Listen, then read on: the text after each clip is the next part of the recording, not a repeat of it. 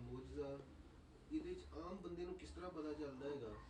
ਹੁਣ ਜਿਸ ਤਰ੍ਹਾਂ ਕਰਾਮਦੀ ਚ ਵਾਕਿਆ ਹੈਗਾ, ਉਹਨਾਂ ਨੂੰ ਤਾਂ ਆਪਸ ਚ ਪਤਾ ਚੱਲ ਗਿਆ ਕਿ ਇਹ ਜਾਦੂ ਹੈਗਾ, ਇਹ ਨਬੀ ਦਾ ਮੌਜੂਦਾ ਹੈਗਾ ਜਾਂ ਵਲੀ ਦੀ ਕਰਾਮਤ ਹੈਗੀ। ਇੱਕ ਬੰਦਾ ਦੇਖਣ ਵਾਲਾ ਹੈਗਾ, ਉਹਨੂੰ ਕਿਸ ਤਰ੍ਹਾਂ ਪਤਾ ਚੱਲੇਗਾ ਹੁਣ ਕਿਹੜਾ ਜਾਦੂ ਹੈ ਕਿਹੜੀ ਕਰਾਮਤ?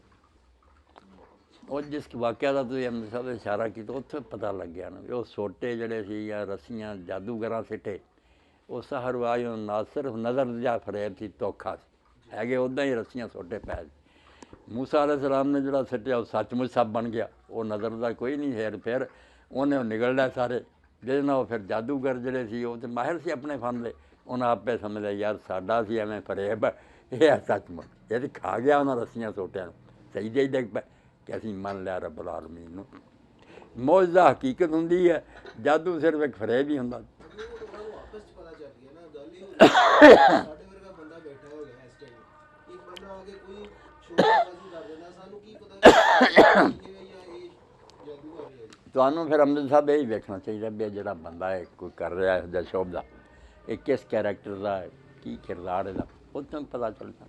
ਜਾਦੂਗਰਾਂ ਦਾ ਕਿਰਦਾਰ ਉਹਨਾਂ ਦਾ ਤਾਂ ਨਹੀਂ ਹੁੰਦਾ ਜਿਵੇਂ ਨਬੀਆਂ ਦਾ ਹੁੰਦਾ, ਉਹ ਐਨ ਸਾਫ਼ ਨਜ਼ਰ ਆਉਂਦਾ ਨਾ, ਵਿਆਹ ਸੱਚਮੁੱਚ ਇੱਕ ਹੀਰਾ ਹੈ, ਐਵੇਂ ਚਮਕਦਾ ਪੱਥਰ ਹੈ। ਬਿਸਮਿਲ੍ਲਾ।